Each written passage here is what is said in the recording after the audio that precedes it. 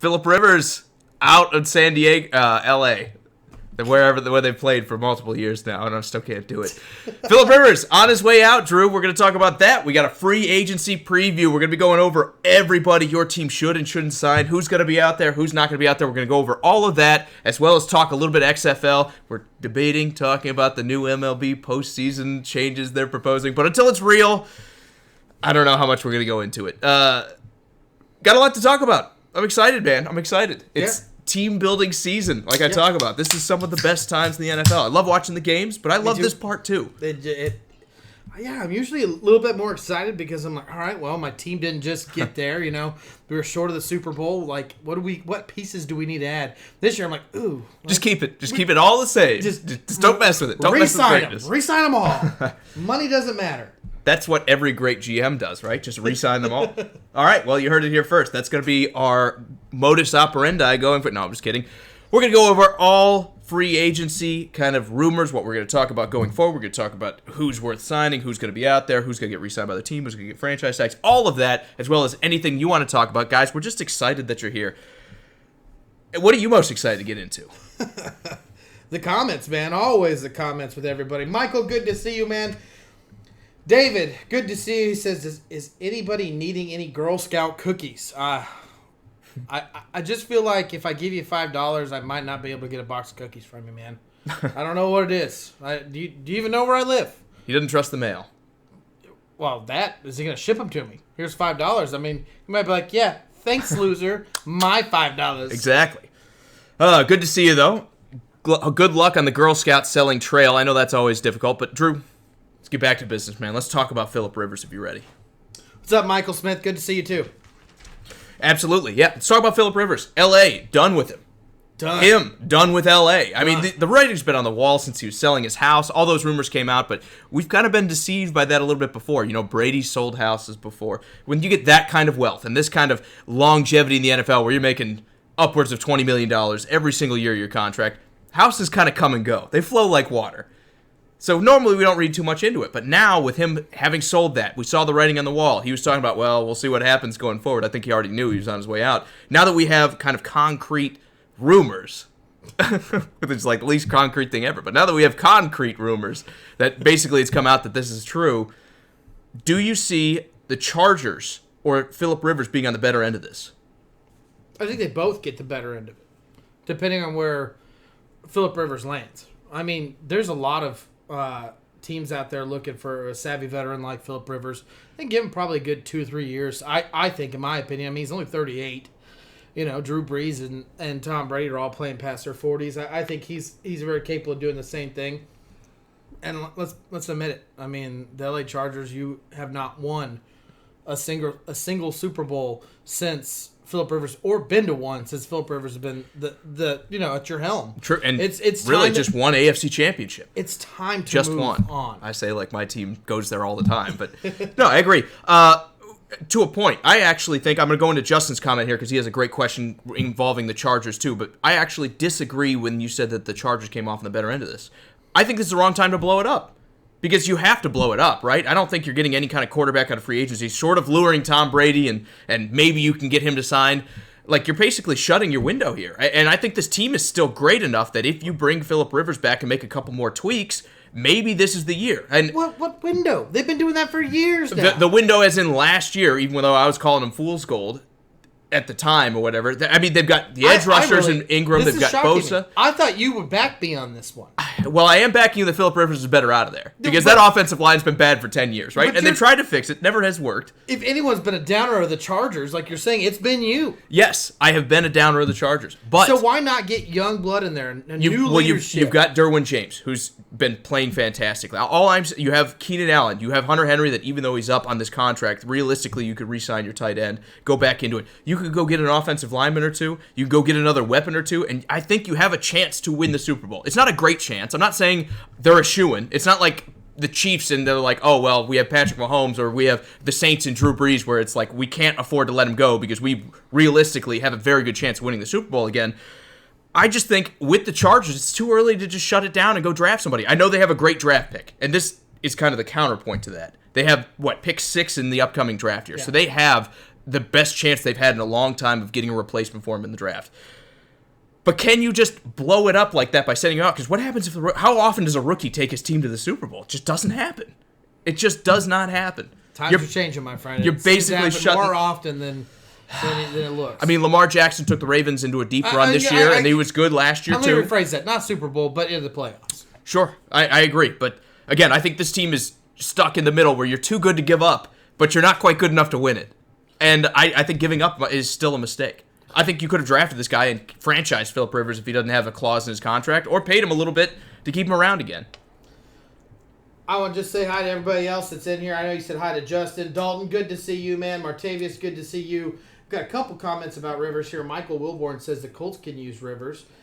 And Dalton says Phillip Rivers to the Bucks.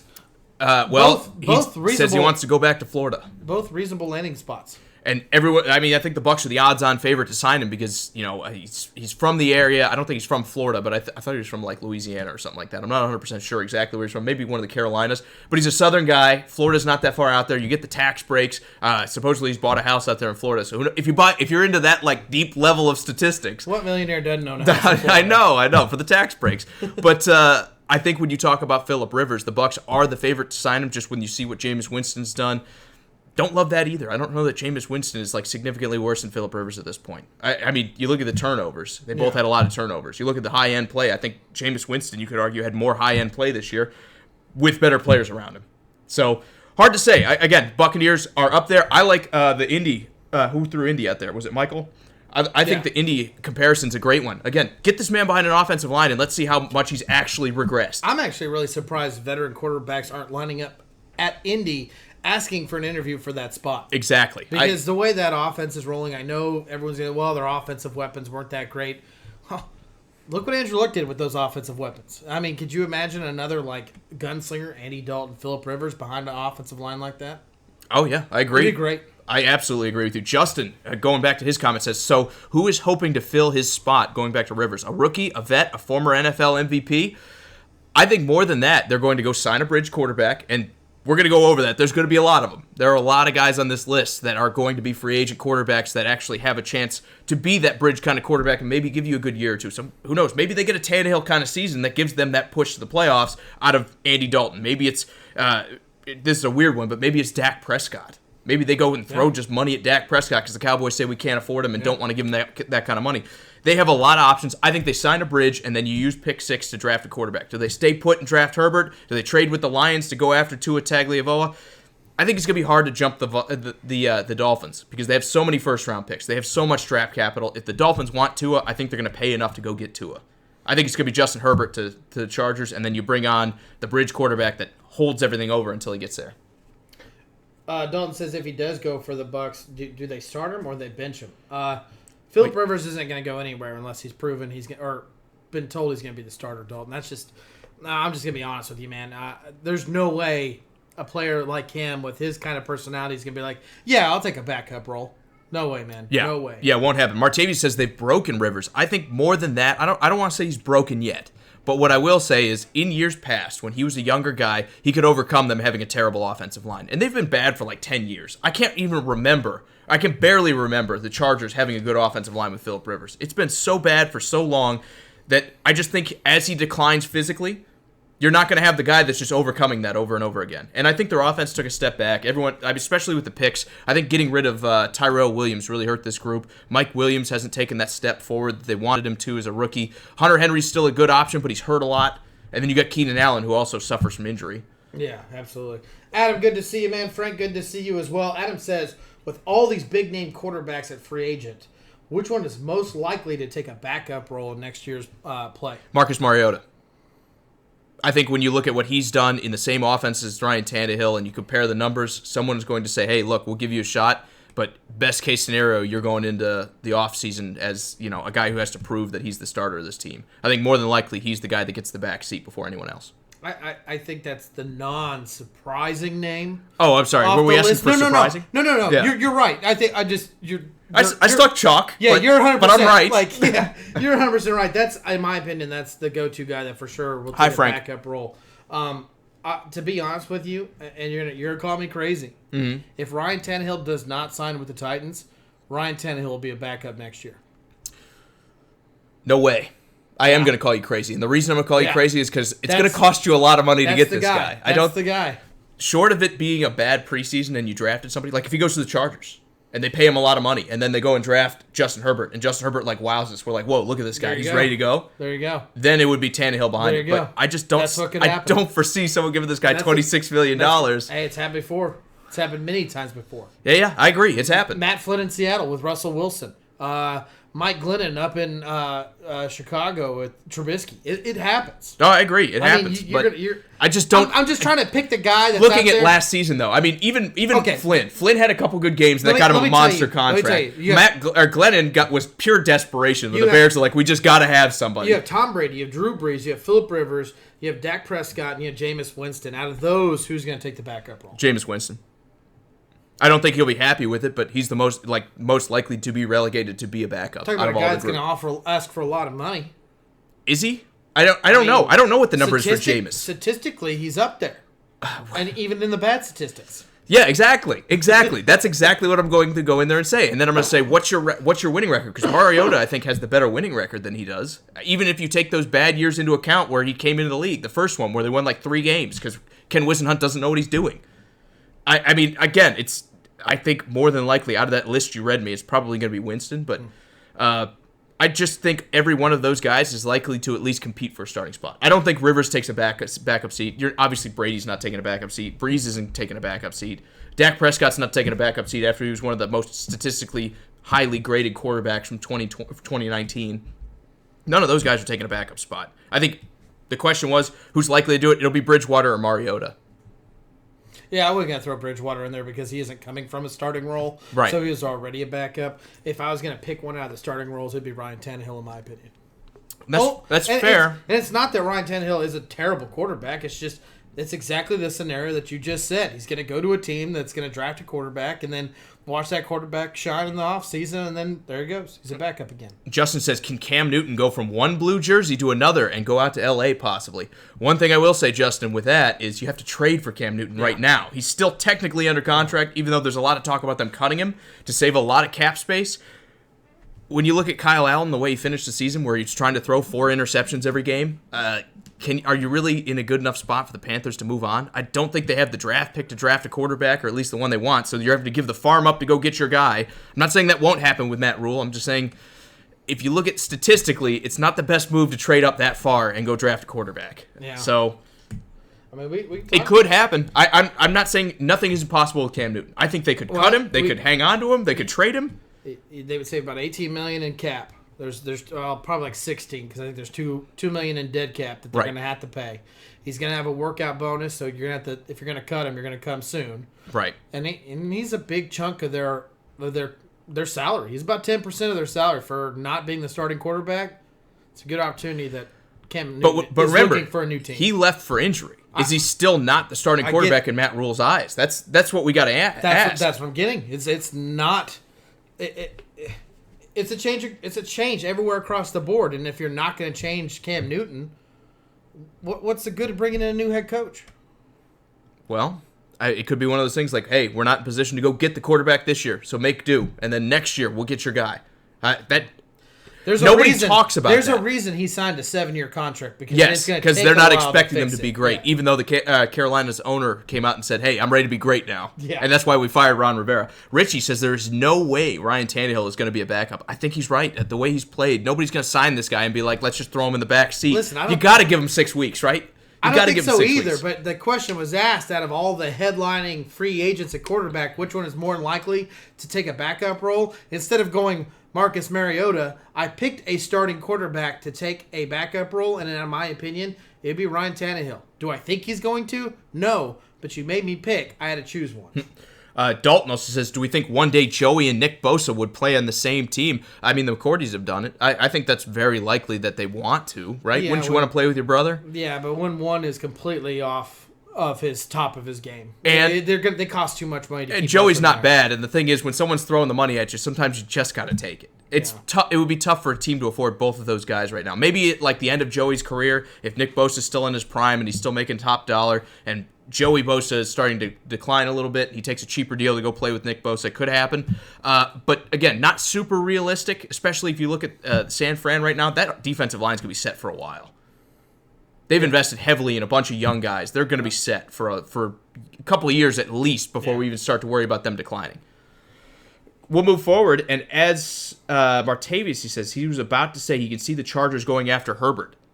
I think you have to, right? I mean, that is definitely the chalky pick because you see Miami in front of them by 1 pick. They have 3 first rounds this year. They have 3 next year too? Everything's leading towards it. They have so many picks and so much capital, not to mention the back-end picks, that the Dolphins can throw more at this problem than anyone else in the league. But is that the right pick?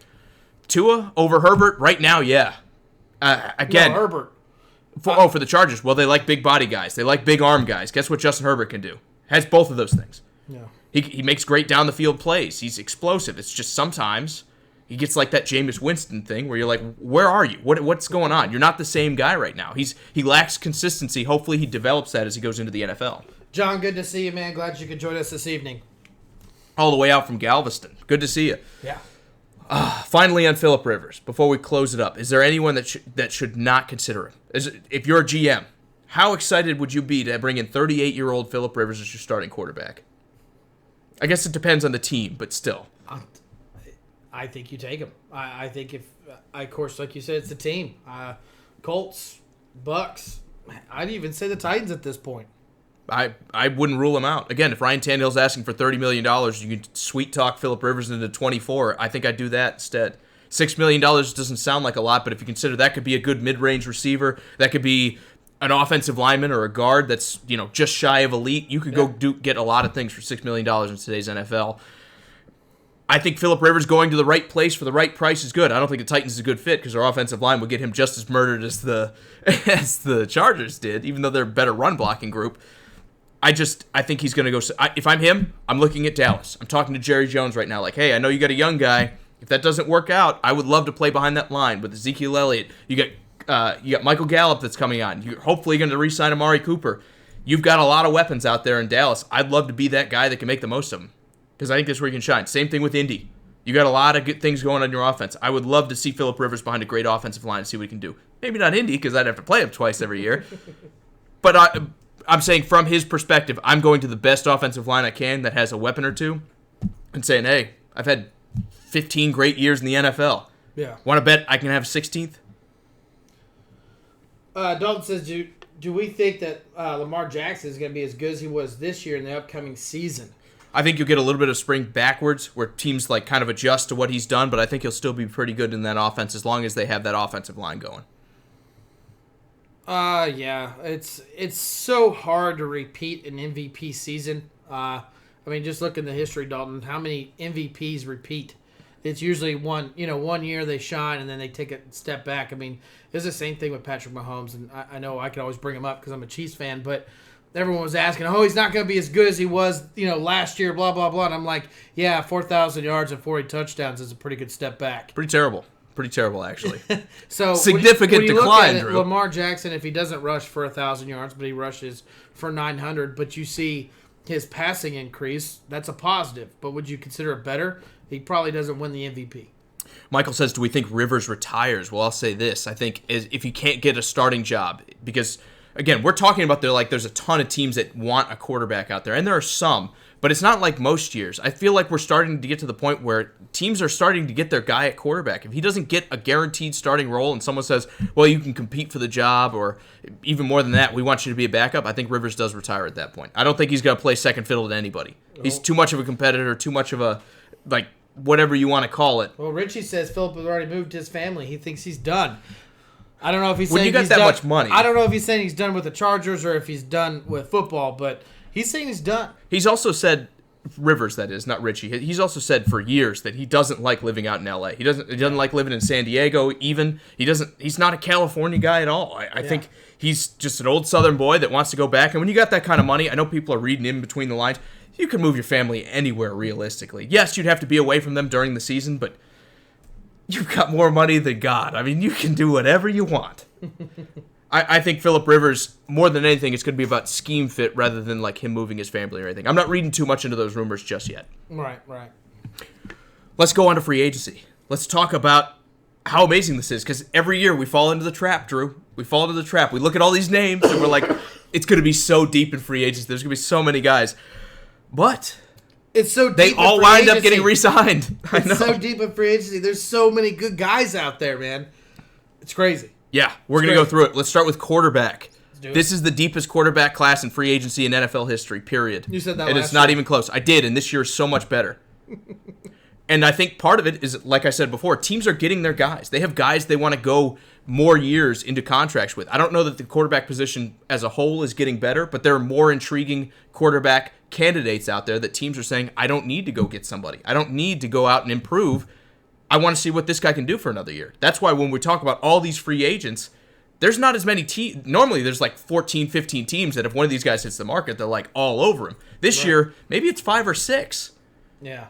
Justin, what's up, man? Glad you could join us. Absolutely. Let's talk about this. Right now, you've got Drew Brees, technically a free agent. I think we all know he's going back to the Saints, right? I mean, nobody's talking about him going anywhere, but we'll talk about it for a quick second. You got Tom Brady, who, even though he released a Super Bowl ad saying he's not going anywhere, is also a free agent. You got Phillip Rivers, who is now for sure on the market. Dak Prescott, which, if you believe any of these Cowboys rumors, they can't get to a deal. Like, Jerry Jones is going to be in between a rock and a hard place. Am I going to give this guy $40 million? Says he's not asking for 40, but they offered 33 or something like that. It was more than 33. It was like 34. They beat Carson Wentz's $33 million a year deal, and supposedly they weren't close. Is it guaranteed? Is it the guaranteed money that they're not reaching? I don't think so. I really don't think it's the guarantees. Does he? He's like 26. Let me he's tell a you quarterback this. Let me today. tell you this. If you read a lot of the other media platforms out there, they have Dak Prescott ranked as the number 1 quarterback in this free agency. But he's young. So if you're going by the time value of the guys, Bridgewater. Well, yeah, but you know I'm not a Bridgewater guy. So is Winston. Yeah, okay, yeah, great. Did you see what Dak Prescott did this year and what Jameis Winston did this year? I know Jameis Winston threw 30 touchdowns, but he threw 30 interceptions. Dak Prescott didn't throw 30 interceptions. To say that, like, he's better than Teddy Bridgewater, who played like 5 or 6 games, and he's better than Jameis Winston, not a stretch for me. Yeah, but Teddy Bridgewater did not lose a game. Sure, yeah, 100%, right? But he played 5 of them on one of the most complete teams in the NFL, too. I don't think the Cowboys are complete. I think they're a good team, but I don't think they're complete. How can you say that? Because their secondary needs help. And especially this year, as soon as Byron Jones hits the free agency, their secondary is on life support. That's why I'm saying they're not complete. But still, when you look at Dak Prescott, it's intriguing. But who's ponying up $40 million, $38 million, $37? Yeah, we don't have it to go sign Dak Prescott. Oh man, Because if the Cowboys do this, Amari Cooper's gone. You traded that first-round pick for a 2-year rental and got nothing out of it. Right? You didn't get a deep run in the playoffs. No. Heck, you couldn't beat the Eagles with no wide receivers, and everyone was like on life support. You couldn't even beat the Eagles with it. Are you ready to just move on from Amari Cooper and keep the quarterback? Is that the right move? I don't think so. Let me run through the rest of the list, because I don't want to... We've still got Ryan Tannehill, who's technically a free agent. The Titans are going to franchise him. Jameis Winston, I think he's getting franchised by Tampa Bay, but you never know. They could move on. You got Marcus Mariota, who I think is hitting the bricks. You have Teddy Bridgewater, who I think also is hitting the bricks and will likely try to get that bridge quarterback spot where he's going to prove that, hey, I'm better than any rookie you could bring in. And then you got Case Keenum, who somehow made my list, because he's out there. You have to put him in there, don't you? I mean, Teddy Bridgewater... And then we go to Case Keenum wherever he's at. But it was Washington, right? It was Washington. Right. They made Alex Smith look bad. It was Denver, They made Colt McCoy look bad. It was Denver, right? Yeah, well, Denver wasn't good either, Drew. It was L.A., right? I mean, how good was Denver this year? I mean, how many times are we It was Minnesota, right? How many times are you going to give Case Keenum just another chance? But at least one more, because I'm ready to give him another chance. He made my list. But you don't give Bridgewater a chance. You're like, he won 5 games this year. No. You misunderstand. When people talk about Teddy Bridgewater, they talk about him like he's like a top 15 quarterback. That's why I poo-poo on that. I don't think Teddy Bridgewater's a top 15 quarterback. I think he has the capability of being a top 15 quarterback and has not had a chance to prove it ever since his injury. As when you look at Case Keenum, it's like you have no chance of being a top 15 quarterback. He looked like a top 15 quarterback with Minnesota in a perfect offense. Yeah, and Minnesota was like, you know what? We could do better without you. And then they didn't the next year, if you remember.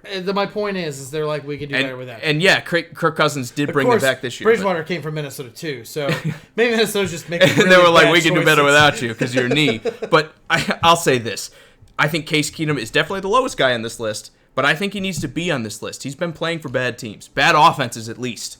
You can't argue with that. Denver's not been a powerhouse of an offense, right? Yeah, Martavius is still laughing about the 30-30 club. Yeah, I agree, man. It's a different kind of 30 from 30 from ESPN. What if I told you, a quarterback? Richie says, the skill set of a quarterback has changed. You have to be a hybrid to make it in this league in this day and time. I disagree. Nope. I don't think Patrick Mahomes is truly a hybrid quarterback. You don't see him run a lot. He's mobile, and he dodges, he avoids tackles and everything. But you don't have to be that guy that can run for Lamar Jackson kind of rushing numbers to be successful.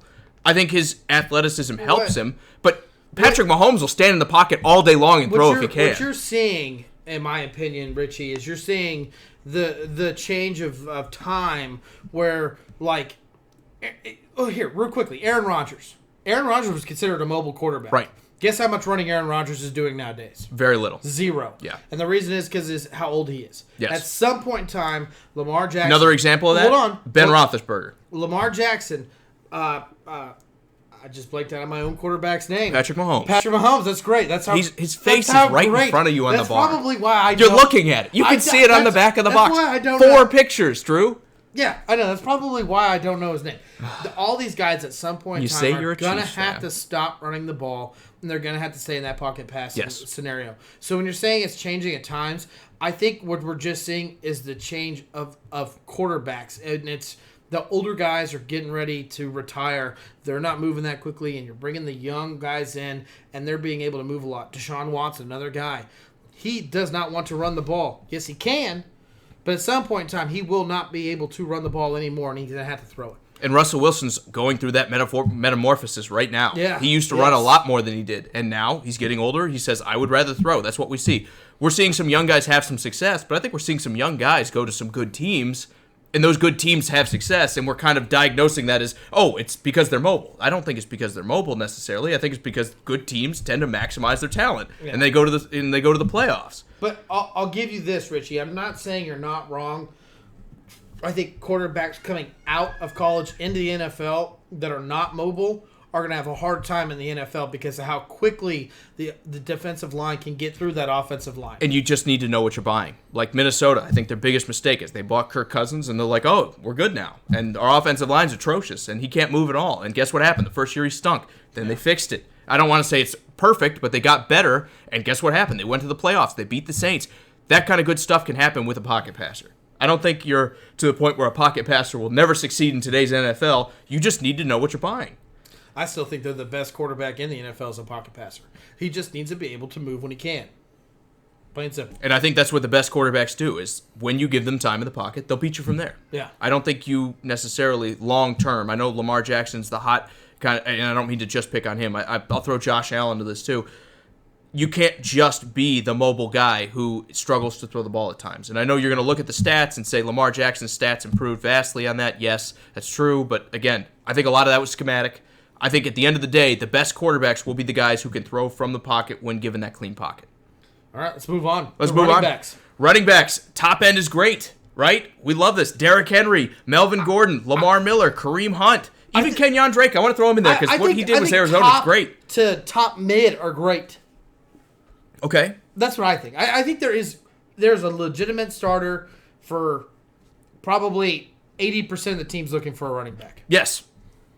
I think I don't mean to put Lamar Miller above Kareem Hunt or Kenyon Drake because he's been one of those guys that's just kind of been in the middle since he's gone to Houston. And even in Miami, he had like a good year in Miami. Gets that contract with Houston and kind of slides back. But I think you've got guys like Carlos Hyde out there too that, again, revitalized career. There are going to be guys that hit this free agency that are going to be worth looking at. Yeah. And it might be Derrick Henry. It might be Melvin Gordon. But those guys you're going to have to pay massive money to. Are you willing to make that commitment to a running back in today's NFL? No. Guess why?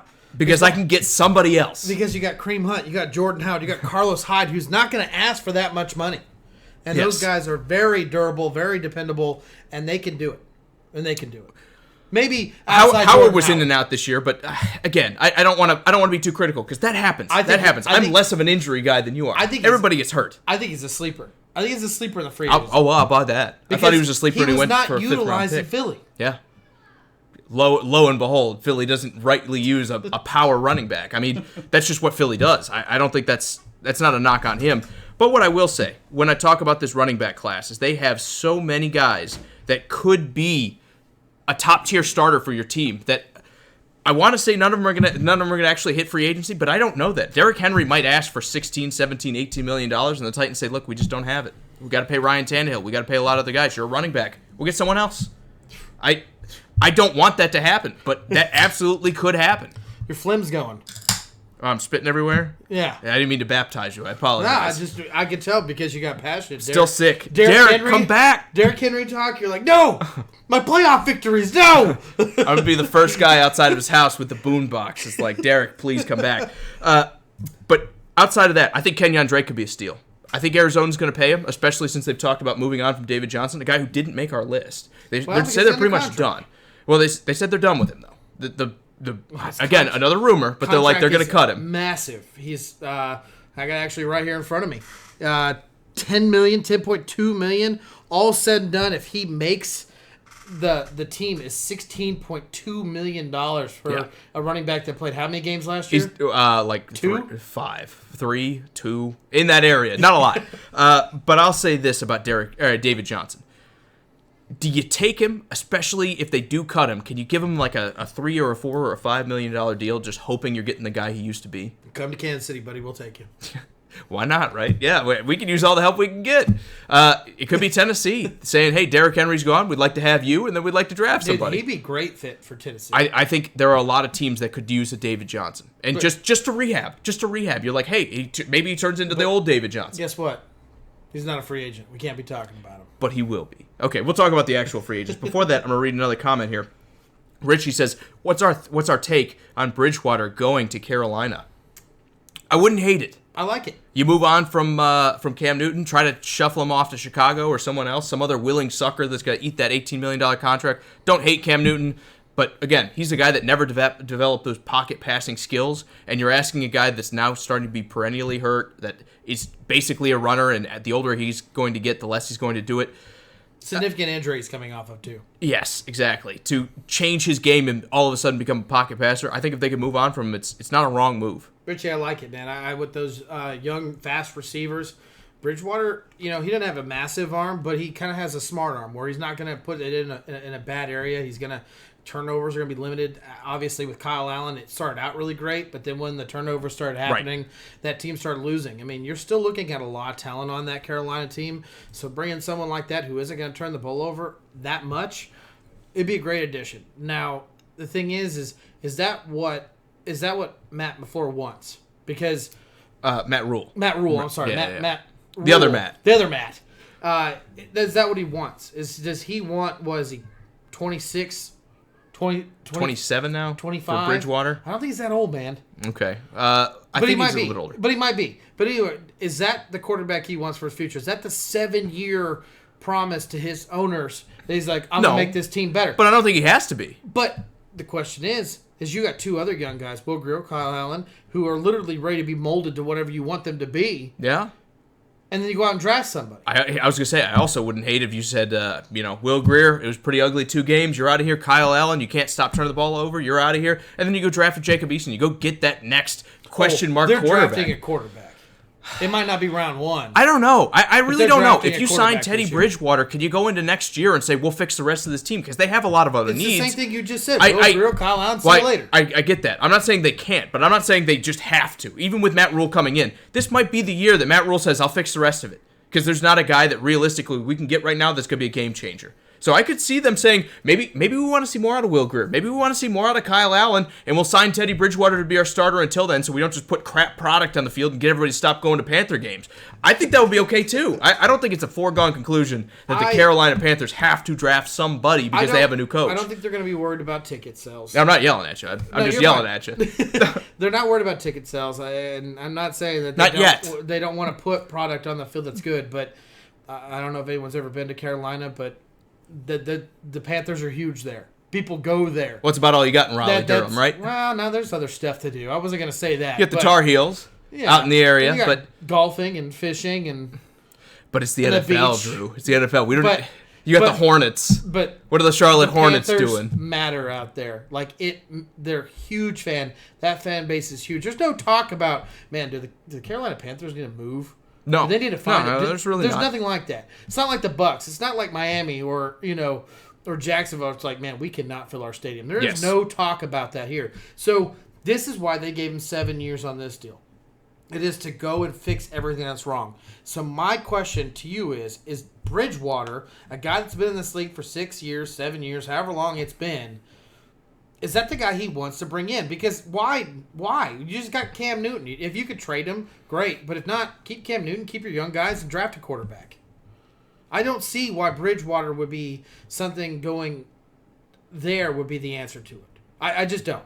I don't see it. You're the guy who said he's won 5 games this year. Maybe he's turned the corner. Maybe he's the elite guy. It has nothing to do with him as a player. It's what Matt wants to do with that team. Yeah, and I'm going to go the opposite direction. And this is weird because you're the Bridgewater guy and I'm not. But I think taking him and taking that flyer for a team like Carolina is absolutely fine. Especially if you move Cam Newton. If you could trade Cam Newton and then sign Teddy Bridgewater, I'm all for that. From a team building standpoint, you do that, absolutely. You give him a year or two, and then you say, hey, now it's time to draft somebody. Like you said, Matt Rule's got the 7-year contract. Yeah. He's not going anywhere for at least 4 of them. And even then, you're going to eat 3 years of a coach's contract to fire him and then pay somebody the same kind of money? No. Matt Rule's going to be in Carolina for a long time. We'll go back to our running backs really quickly. Maybe he waits to get a quarterback. He could, absolutely. We'll go back to our running backs really quickly, and then we'll move on to wide receiver because that group is going to be one of the most interesting, I think, in this free agency when you're talking about how deep that draft is. But first, I want to ask you this. Kareem Hunt, the 1-year deal for Cleveland. Does he return? No. Does someone else take the chance? I mean, he just had the weed bust is the thing on top of it. Are you worried about the attitude? Are you worried about everything else going on? And Tyler says he just got here, but he loves him some Bridgewater. I think him and Carolina would be good. But let me ask you this about Kareem Hunt. You're a GM. Mm-hmm. First, it was the non-domestic violence, domestic violence. Then it's the non-serious weed charge in Ohio. I know Kareem Hunt has all the talent in the world, and you're concerned about that. How much does character versus talent weigh itself on the scales of do I sign a guy for a guy like Kareem Hunt? The marijuana charge literally means nothing to the NFL, and I know that's crazy. He might get suspended for 3 games. I think a couple of the owners and a couple of the bad owners, but I think a couple of the owners see that and they're like, oh. Well, then they'll miss out on a running back that can be the future. And that's my point. But my point is the NFL really looks at weed. They're like, just don't fail the drug test when we drug test you. Right. Don't get suspended. That's it. Just be ready. Don't you fail that drug test. You got caught. You got charged with it. When you get caught, you get charged. How do you how does the NFL just let you pass the drug test? They're like, oh, I guess it never happened. It just happens. I don't understand it either. But I'm dead serious. They don't care about it being a possession charge. It's when they drug test you, you better not fail it. Yeah, and from a personal perspective, I think they should stop testing for marijuana. It's not a performance-enhancing drug. Why do you care? He's not failed. So far, he's not failed. Yeah, and again, from a personal standpoint, why are you even testing for it? It's not a performance-enhancing drug. It's not something that's going to help you basically in any way outside of pain management. Why do you care if a guy gets popped for something like that? Now, if it's something like cocaine or a harder drug, fine, I get that because you don't want to send off the idea that, hey, our guys are, hardcore drug addicts. We don't want that to happen because you are trying to maintain an image. But for something like marijuana that's now legal in, almost half of the states in the United States in some capacity, at what point do you just say, hey, we're just not going to test for it? We don't care. Tyler, he says, no, Kansas City doesn't need Hunt back. Williams is stepping up just nicely. No one said that. I didn't say that. I'm sorry, Kareem Hunt. Were you talking about Kenyon Drake when you said that? I forget. Or no, you're talking about David Johnson when you said that. Yeah, Kareem Hunt was not mentioned going back to Kansas City by any one of us. I don't want him. Can you not have a reconciliation? Can there not be hey, I messed up, guys, but I love the organization? I just don't want him. He's a liar. I mean, I know that sounds ridiculous, but it's like the people that you should trust, the people that are signing your paycheck, millions of dollars, who took a chance on you, and you're like, yeah, I didn't do anything. I was asleep. What? Yeah. There's a video of me kicking some girl. Oh. Nah, listen, Tyler, I think that Kansas City does need another running back. I like Damian Williams. You can ask him. I've been preaching about it all year long about how he's the best running back in our group of running backs. And I don't disagree with that. And I don't want to lose him, but he's not enough with this offense. We need a guy that can run up the middle and pound the rock, and we need a big back. And as much, and don't let me rephrase myself. Damian Williams is a big guy. He can be a role player though, but like he is not up the middle running back, and that is what we missed all year long. It's the reason why Patrick Mahomes is running up the middle to get that first down is because we don't have a big back to run up the middle. I'd like someone like David Johnson if he became available for us to pick up. And the nice thing about David Johnson is he can catch the ball too. I agree. Richie, he says outside distractions in a locker room can play a huge role. Yes, they absolutely can, but we also haven't heard anything about him being a distraction in the locker room, though. I understand what you're saying. The outside distractions can take away from the team, but again, you haven't heard Kareem Hunt being a bad teammate. He's not like Antonio Brown that's like flying off the handle and doing all kinds of crazy stuff and just absolutely negatively weighing down in your group.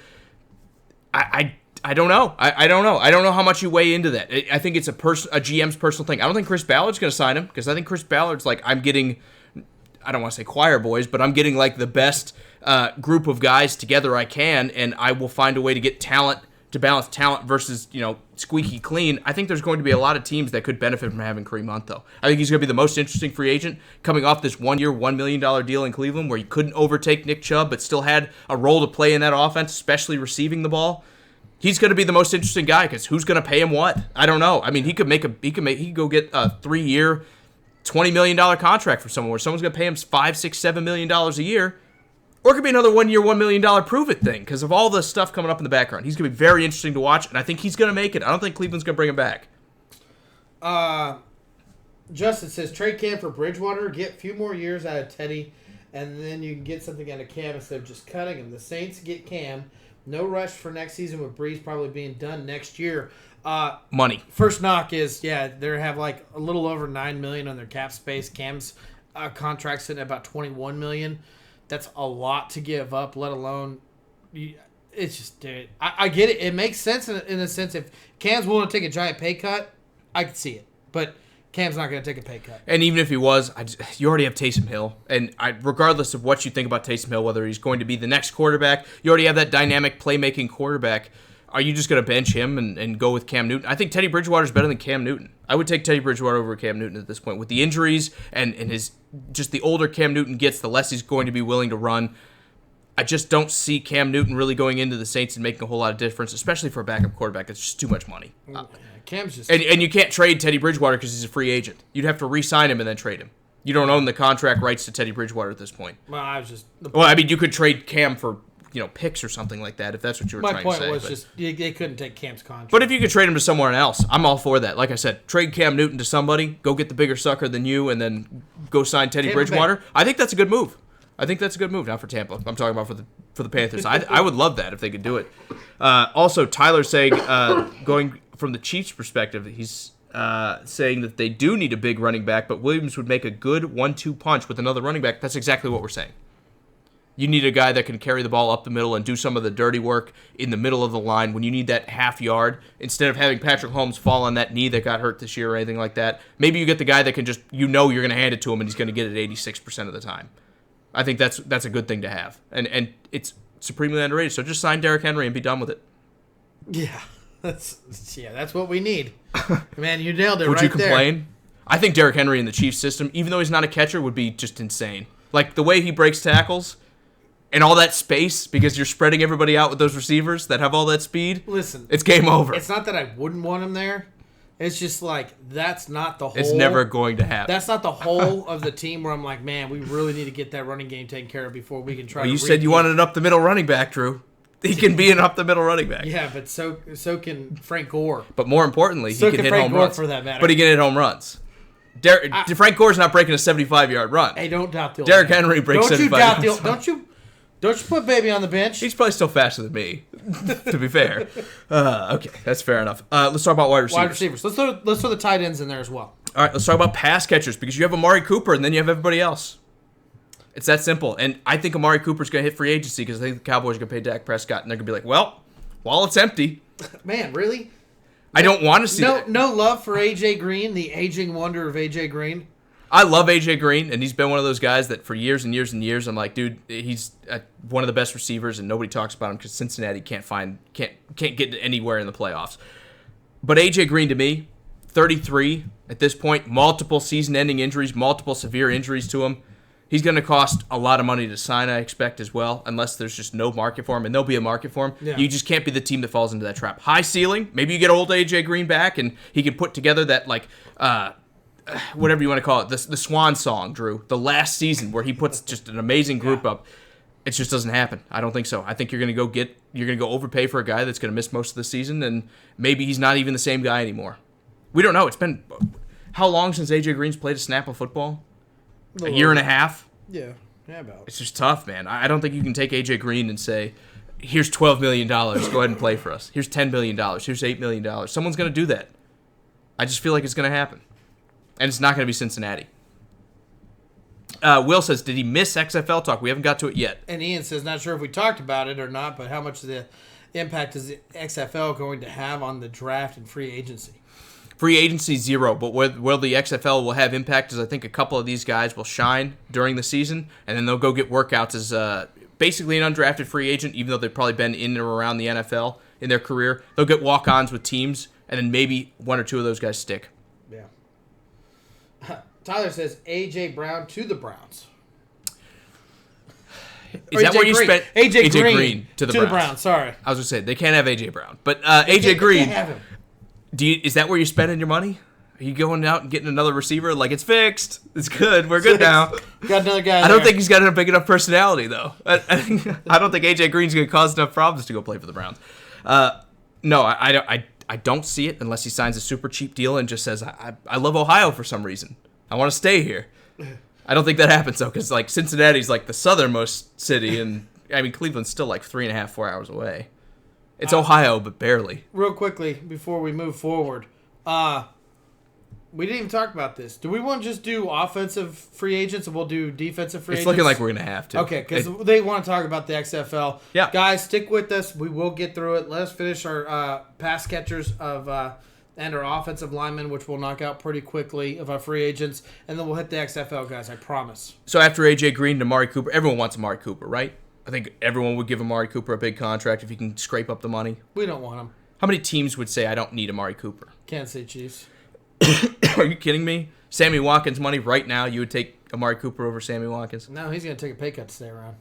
Yeah, and then you're going to give all that money you just saved to give it to Amari Cooper, and hopefully he's your third. Nah, we don't need him. Okay. Yeah, everyone would pay him that. But after that, you have Emmanuel Sanders, and I think there's a pretty big gap going into beyond that. Yeah, but then you throw the tight ends there. You have Austin Hooper, Hunter Henry, and Eric Ebron, who, in my opinion, are the top three of them. If you can't get one of those big wide receiver names, bringing in a tight end like this who's proven that they could catch the ball, score, make a difference. I know Hunter Henry's been banged up, but everyone kind of knows that guy's healthy. He's a big pass option. I mean, I know that doesn't fit everyone's scheme, but having a pass-catching tight end is huge in today's NFL. Yeah, I agree, and I actually have them ranked a little differently. I'll say Hunter Henry's the best, then I'm going Eric Ebron and Austin Hooper behind that. Even though Austin Hooper has had by far the best production out of these guys, I think a lot of it comes from just playing in Atlanta when you have all these other weapons around you. I don't think physically Austin Hooper, you're like, look at him just outrun somebody or look at him just make these great plays. I think when you have that many targets out in Atlanta and you throw the ball the way they do, he's been the guy that's kind of benefited from that. I'd still take him. He's still one of the top 10 tight ends in the league, no doubt about it, but I think it's Hunter Henry, and then I'll take a chance on Ebron, and after that, I'm going Hooper if I'm looking to sign one of these guys. Yeah, I'll give you that. No love for Robbie Anderson, huh? Robbie Anderson. No love for Robbie Anderson. He sucks. What? I've said that for years, dude. He sucks. How long have we said that the Jets need better receivers? Yeah. Like, since I've been alive, the Jets have needed better receivers. Oh, no, I take it back. Since Brandon Marshall and Eric Decker, they've needed better receivers. Since those guys got old and left, they've needed better receivers. I over-exaggerated. I'm sorry. But Robbie Anderson is not the answer anywhere. I'm sorry. He's just a role player. And I know Sam Darnold has done a good job of, like, maximizing his talent, and he's talking about he wants a big contract from the Jets. It's not going to happen. They chose Quincy Enunwa over you, who can't stay on the football field. He plays like 4 games a year, and he got a big contract, or at least like a 4-year, $30 million contract. Robbie Anderson is the guy that you have that when nobody's paying attention to him, he's going to do great, and then you get to the playoffs, and someone's like, let's cover Robbie Anderson, and he's gone. Like, he's just gone. I don't like him. Martavius says this is why he wished that Arthur Blank would fire Dimitrioff. Austin Hooper is our guy.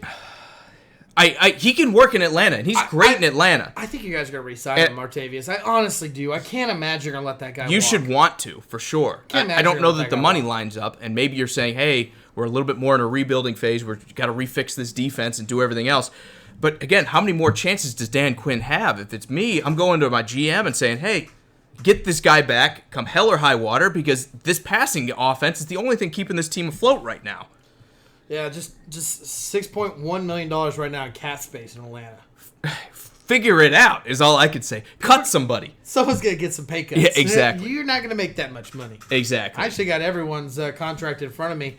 Let's see here. Just real quickly, because it's interesting. Because when you think about that, you think about how important Austin Hooper is to this offense. Whether the second leading receiver. Yeah, I mean, stats-wise, he's great. If not, he's a third. I mean, he's huge here. But, I mean, I don't want to knock anyone here, but you got Julio Jones about to make $20.4 million. Is Julio Jones right now in this time, is he worth $20.4 million? I want to say no, but you can't cut him, right? No, you can't but you cut have him. to take a pay cut. And guess what he's going to say? No, every year Julio's like, you have to make me the highest paid wide receiver in football. And you're not. And he is. They keep giving it to him because they want him to be happy. But I get it. They want him to retire a Falcon.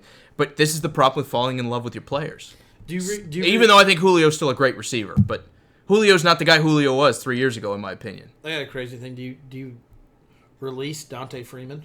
Devontae Freeman? Yeah. Yeah. Save some cash. $9.5 million. At this point, why, you gave him the big contract. He hasn't performed. Yeah. I don't think there's anything wrong with it. You admit that, hey, maybe that was because Kyle Shanahan just knows how to make every running back look amazing. Yeah.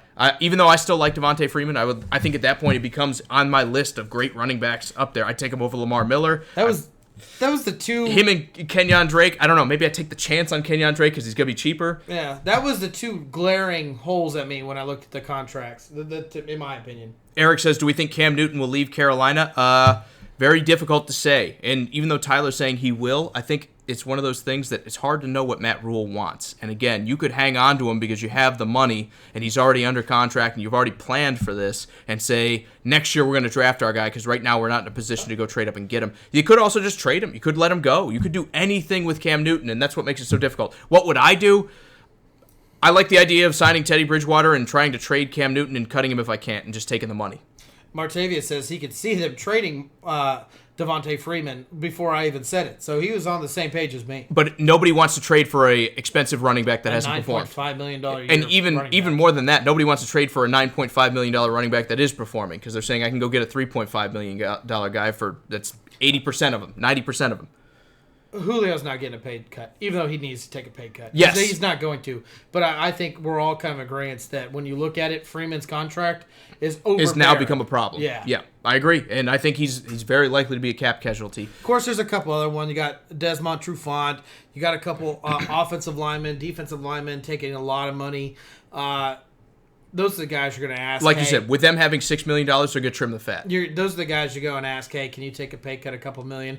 Maybe give them an extension. Give them an extension, pull some of that money out, and spread it. A lot of this can happen. Or kick the can down the road and say, we'll give you more money, but you got to give us a break now, and then we'll cut you later. Octavius says Detroit wanted to get him. Who is him? Devontae Freeman? Yeah. But how realistically? Again, I don't think Detroit's really that interested with Kerryon Johnson there. Not for that kind of money. I think it would take you cutting him and then them signing him for cheap before they're actually. Matt Schaub must walk. Yeah, but I mean, you need a better backup. But again, that better backups cost money. So maybe Atlanta drafts and takes a shot on a guy that's going to be a lot cheaper than Matt Schaub.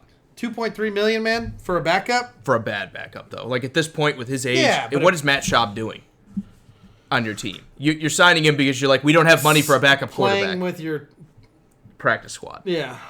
Or your second team. Yeah. Yeah. I don't mind moving on from Matt Schaub, but it's got to be a rookie. You're too broke to sign anybody. Yeah, these days, the good ones take $6, $7, $8 million to bring in. So that's why I'm like, that's what's wrong with Matt Schaub at $2.3 million. And that's why he's on this team because they're like, we need to. It's Matt Ryan or broke anyway, right? So let's why have a good backup? Oh yeah, for those 4 games that might happen to any quarterback. Is there any other pass catchers, wide receivers, tight ends that you would like to talk about? I mean, you got Ben Watson out there, 39. You got Tyler Eifert out there again. Greg Olsen. Yeah, Greg Olsen to me is the most interesting of the group, but I think you've got the three big guys. I think Indy's probably going to let Ebron walk. I think Hunter Henry is going to be the most interesting guy because the Chargers could pay him. They could pay him a lot of money to stick around because he's so young. He's only 25, but the injuries are there. I think it's very likely he leaves, especially if you're like, hey, we're done. Phillip Rivers is out of here. It's time to blow it up. That being said, young quarterbacks love their tight ends, the safe throws. I think they should hang on him and do everything they could, but if I'm Hunter Henry, I'm out of there, man. Short of a franchise. Just because I saw a comment about Dez Bryant to the XFL, he is on my list, but he is like the furthest one away from like. Is there an NFL team that's going to give Dez Bryant a chance this year? Yeah, he's gonna work out. You'd be stupid not to. If you need another wide receiver and you can get Dez Bryant on a cheap contract, why would you not take him into training camp? It'd be stupid to not do that. Right? Yeah, I'm with you. Yeah. That's why I put him on my list. When they say go, to the I'm not saying he's going to make it. He won't play in the XFL. He won't. I'm not saying Dez Bryant's going to make it, but I'm saying he, at the very least, is going to get a shot. Martavius says Greg Olsen will go to, or thinks Greg Olsen will go to Washington. He's already talking to Buffalo. I think Buffalo is where it's going to be because Buffalo is going to be looking for big targets to help Josh Allen out. But it makes sense. Washington makes sense. Yeah, I think Washington, anyone with any kind of pass catching ability is a plus. Vernon Davis retired. So. Yeah. It's a good possibility. And he's about in that age range, so it's perfect. One more pass catcher, because we talked about it before we got on the air. Your boy, Randall Cobb. I knew we weren't going to get away without talking about him. I think he's proved it. And you, Drew, still the man of doubts, says that Randall Cobb is not very high on your list of free agent receivers. But he had 800 yards this year. Yeah, he had 55 receptions. So he missed the way one I broke game. it down is the must signs, the good signs, and then, okay, you sign him. And he is on top of the, okay, you sign. I think more than that. You take him and you say, hey, hopefully we get 15 more games out of Randall Cobb this season like the Cowboys got him. I mean, I don't want to say it was all Randall Cobb that the Cowboys became the most prolific passing offense in the league. Statistically, I still don't think they're better than Kansas City. Whatever. I still think there are better teams, but they became one of the best passing offenses in the league. What about that Titans passing offense? Huh? I mean, they were good too. I don't know that. I mean, I would probably take the Cowboys over them, but they weren't bad either. I will say this about Randall Cobb. Even though it's not all on him. He can't take all the glory for like fixing the Cowboys. Yeah. He helped. He's in the plus column. He's one of the reasons why they were as difficult to play against as they were. So does the Cowboys resign him? They're broke. They're broke, man. It's not going to happen. They gave him a $5 million deal, and he's going to be like, I proved myself. It's time for me to make more. I mean, they're broke. Yeah, it's not going to happen. Yeah, I think especially after they sign Dak. They're going to be broke. They're going to be close to the bottom. Teams. I don't even know where they are. I can't read, so. All right. Actually, they're top 5. And the most cap space at this point in time, they have almost $74 million in cap space. And they're going to give 40 of it to Dak. Yeah, probably. And then they're going to go give it to a couple other guys, like maybe Byron Jones, who we're not talking about today. And Amari Cooper. Maybe, if they have the money for it. And Sean Lee, but that's not going to be too. It's not going to be Sean Lee. I think Sean Lee's going to hit the bricks. But that's okay. Real quick, let's do offensive line and then talk about the XFL. There's only one great tackle to sign this year, and it's because of age. All the rest of these guys are like 1 or 2 year holding guys. I signed him. Maybe he fixed my team around. We're just renting him to win a Super Bowl. Jack Conklin's the only tackle out there with any kind of age that you're signing. He's going to go get Anthony a Casazzo? monster. 32? He hasn't missed a game. He's talking about retirement. He hasn't missed a game. He's talking about retiring, Drew. That's not a long-term plan. If a guy's like, I'm going to hang it up, you're not like 7 years. Give me 7 more years. Give him a 3-year deal. Make it. I'm not saying you can't bring these guys in and they have some value. That's not what I'm saying. But if you're going to go give a monster contract to somebody and you want to fix this position long-term in free agency, there's one guy. It's Jack Conklin. Brandon Sheriff. I don't have it in front of me. Guard in Washington. Well, yeah, he's a guard. I'm talking about tackles. Oh, okay. I said tackles. Oh, okay. There's one tackle you're going to pay long-term, and it's Jack Conklin, who I think, again, great right tackle. He's going to be a guy that's just impact player in the run game. He's a very good pass protector, even though I wouldn't call him, like, he's not elite in that sense, but he's a very good pass protector. And more than that, he's played next to just doo-doo guards for the Titans. The right guard position has been a problem for the Titans for years now. Cody, good to see you, man. He says Cobb to Seattle, they need someone cheap. But I don't think he'll be cheap. He's coming off a 1-year, $5 million deal. It was like a prove-it deal because he was hurt before that. He played 15 games and put up 800 yards and 3 touchdowns. He's going to go into anywhere else and say, hey, I want 7. I want 6. I want 8. I just don't see Seattle getting him on the cheap. I'm not saying he won't go there if Seattle values it. Give him like the 2-year deal and like make the incentive the second year. But Which does he take probably it? won't take. That's But- the thing. The Jets, the Bills. Well, I don't think the Bills take him with Cole Beasley, but there are teams that are receivers, Washington, that are so receiver needy that they're going to say, I'm going to give you $7 million a year to be my guy. I'm going to go give you a 2-year, $15 million deal. I don't see it for Seattle because the money's so tight. And they're going to say, we got to just spend it somewhere else. I think he'd be great there. I think having an underneath guy with somebody's speed like DK Metcalf, and then you got Tyler Lockett, who seems like he can do it all pretty much underneath, over the top. He can do anything you need him to. I think having a guy like Randall Cobb be perfect for that offense. Money-wise, I don't see the fit. All right. Tyler says, where do we think Hill will go? Taysom Hill, I think. Taysom Hill. Oh, he'll stay with I think he's an RFA, right? So even though he's a free agent, he's a restricted free agent, which means that the Saints are going to just say, well, we'll sign you anyway. You're not going anywhere. He's not going anywhere. And there's talk about he's going to be the next Saint quarterback. If you're him, why would you want to leave with the way this team is built and what Sean Payton's done there? A couple veterans I want to talk about. Brian Bulaga, Jason Peters, Andrew Whitworth. Do these guys... And Anthony Costanzo. Let's throw him in there, too. No way. He's 32. He's still healthy. It just matters if he wants to retire. Well, Whitworth is 38. Peters is 38. Again, not long-term solutions. And that's why Costanzo's in that like group. 31. 31. Is he really? Yeah, I looked it up. Oh, He's okay, 31. cool. Well, he's younger than I thought he was. Yeah.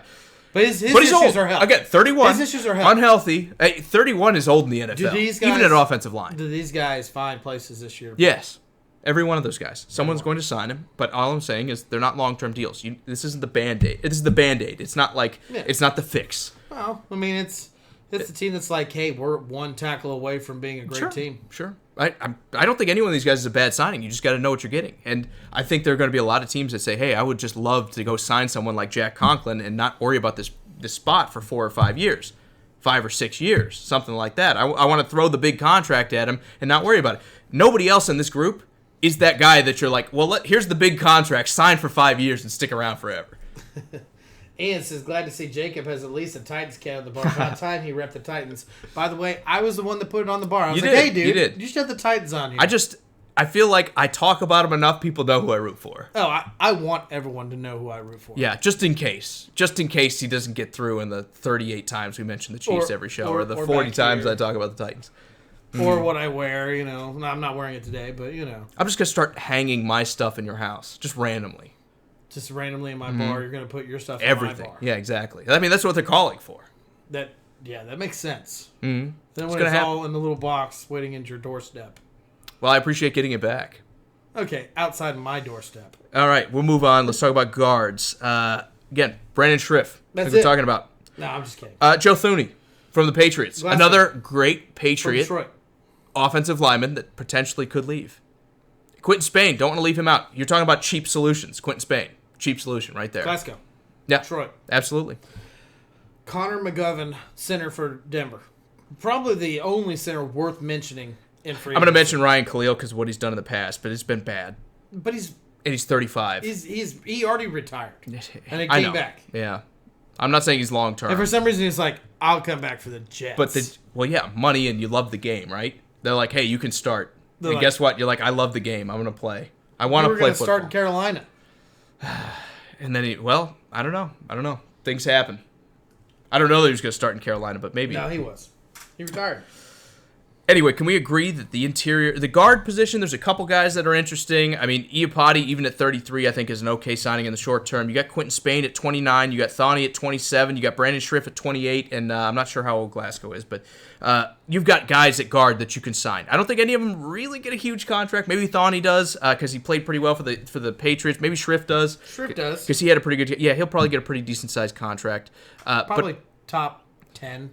Yeah, I think he'll probably get close to that top 10 number. Maybe even a little higher, because it's free agency, everything goes up, right? True. But I don't know that any one of these guys is like a game changer. That maybe you can say Schriff is, but I don't know that any one of them look at it, I'm like, this is a generational guard. This is a guy that I can't believe he's hitting free agency. Yeah. And I don't know that they're even hitting free agency. There's a good chance Washington's going to re-sign Schriff because more than likely. You have the money and you want your offensive line to be good. There's a good chance the Patriots re-sign Thoney. If anyone's going to let him walk, though, it's the Patriots.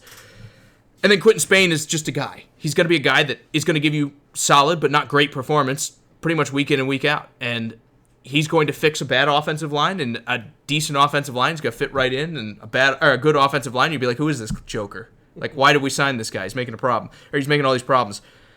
I just don't see a ton of interior offensive help. There's not the game changers at this spot that there are at some of these other spots in free agency. Agreed. Well, let's get to it. XFL. We're going to round the show out with the XFL. First off, what I want to ask you. Mm-hmm. Were you entertained? Was it a good product? Yeah, I enjoyed it. I'm not going to lie. Is it that I'm so built into like this time of the year where my weekends are a lot busier to watch football twice a day or twice on my 2 days off?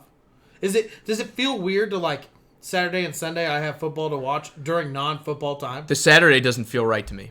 The Saturday. Like if it was on Sunday and it started at noon, but I liked our time. I liked it because I always had something to watch when I was ready to watch. Yeah. That was nice. Yeah, and I like they pretty much hit their 3-hour windows. Yeah. I like that. I will say this, too. It was more entertaining. That's what I said. Don't put boring people in the booth. I thought it was more entertaining, the group that they had. I don't think it was perfect, but I thought I never at any point was like, man, I just want to not listen to these guys. One of the craziest things that I think, and I don't know what I think about it yet, is the interviewing on the sideline while the game's going on. No hold bars, anything. Everything's willing to be talked about. I think it's terrible. How do you feel about it? Mike, I mean, it's an interesting idea. But I can't, Drew. I can't even let you finish, man. I'm sorry. I think it's a great idea, but that just didn't work. It was like a great idea on paper where you're like, oh, we'll get right in the action. We'll talk to these guys while they're emotional and they're passionate. But how terrible is it to be a guy who fumbles the ball and then you get a reporter 8 seconds later in your face like, hey, why did you mess everything up?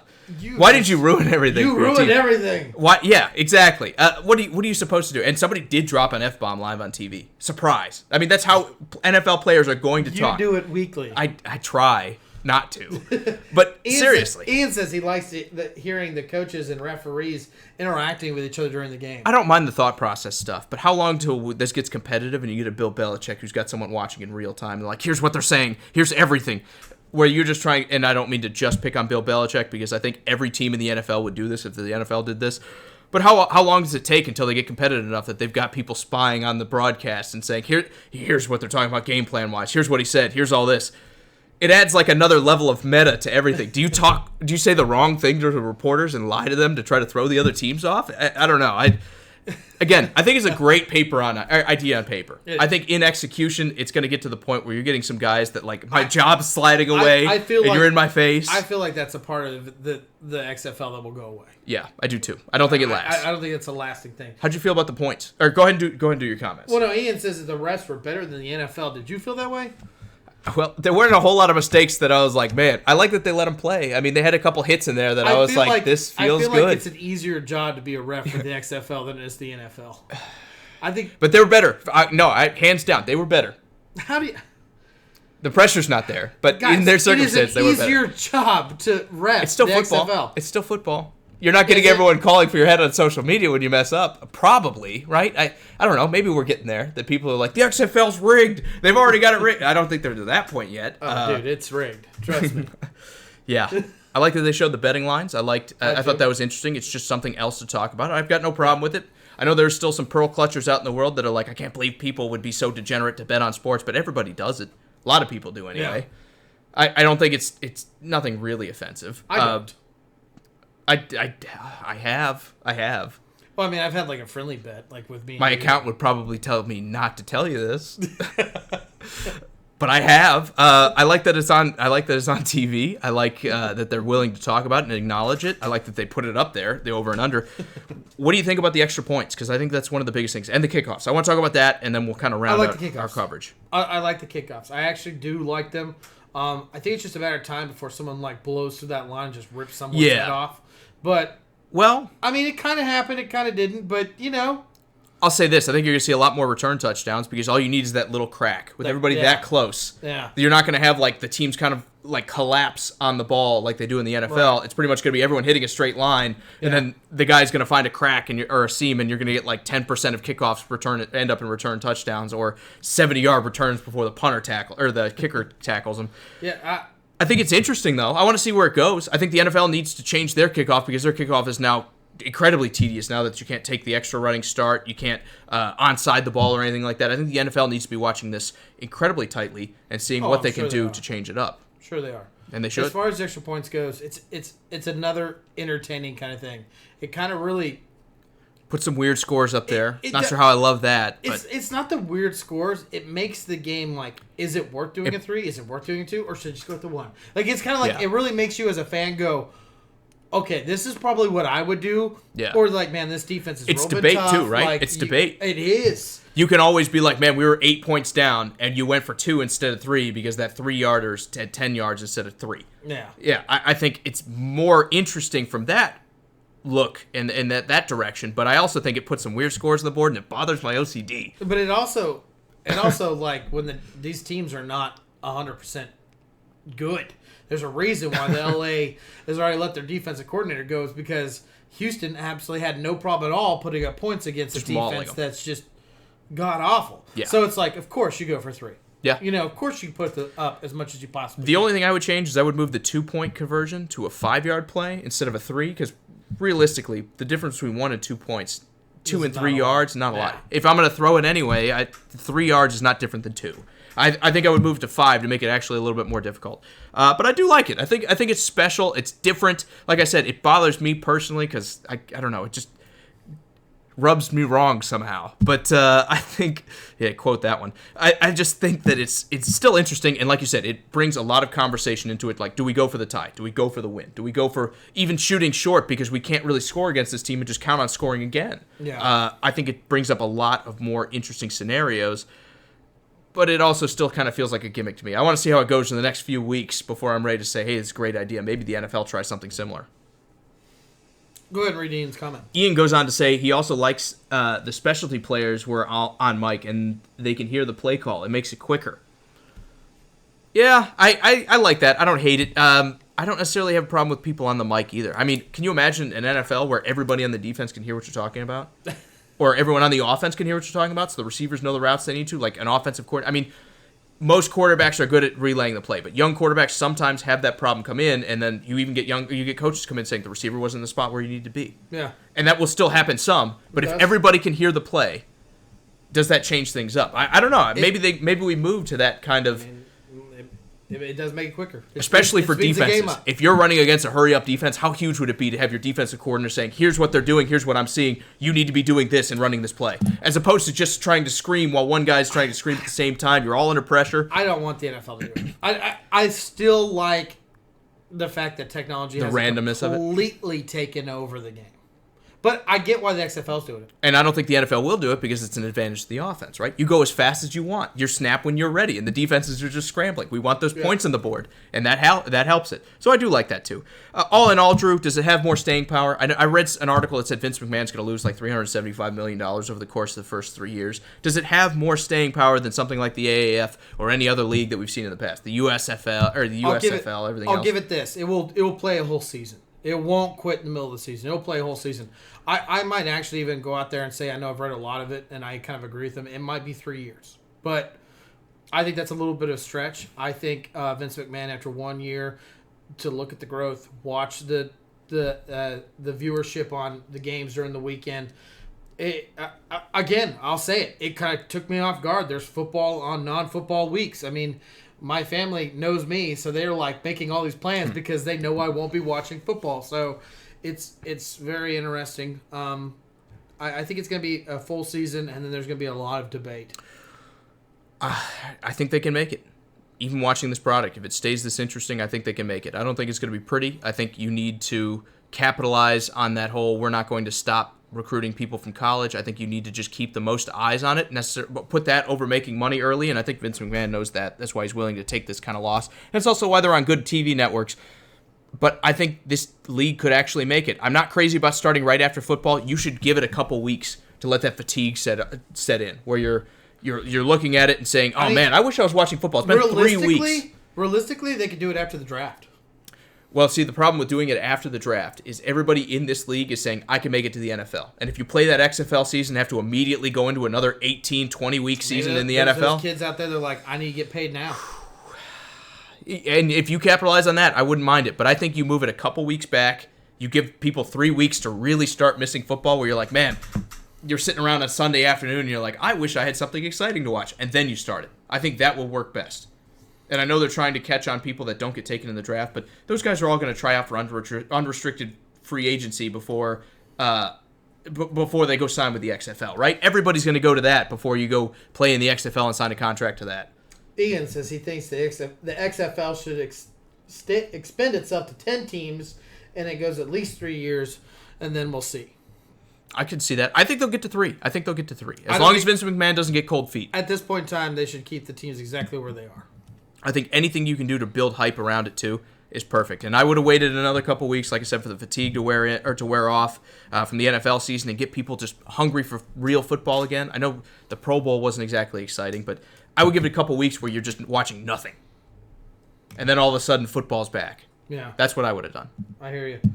Great show. Guys, thank you for joining us this evening. I enjoyed it. I had a great show. Jake just I didn't enjoy it. I didn't have a good time at all. It's terrible. But tell. I'll still be back Thursday. So you want to be back Thursday? Okay, yeah, I'll still be back Thursday. I do want to give a special thanks out to everyone that commented, and I'm sorry if I missed you, but Michael, David, Michael, Dalton, Justin, Martavius, Adam, Frank, Richie, John, Justin, Tyler, Ian, Will, Eric, Cody. You guys are all awesome. Thank you so much for joining us this evening. Absolutely. We'll be back on Thursday to talk our defensive free agents, as well as everything else going on in the league and all across sports. Again, we haven't really gotten to basketball yet. College basketball's coming up. We're going to start transitioning over into that a little bit. NFL's the bread and butter, baby.